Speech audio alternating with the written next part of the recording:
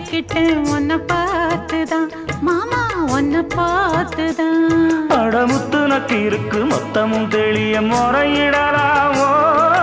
சுத்தர கண்மல சிக்கணும் என்ன சிறையிடையாமோ? எத்தனை நாள் இப்படி நான் எங்கிறது? பொட்டு வச்சு பூ முடிக்கும் நாள் இருக்கு. தூது வளையல அரைச்சு தொண்டையில தான் நினைச்சு மாமன் கிட்ட பேச போற மணிக்கணக்கா.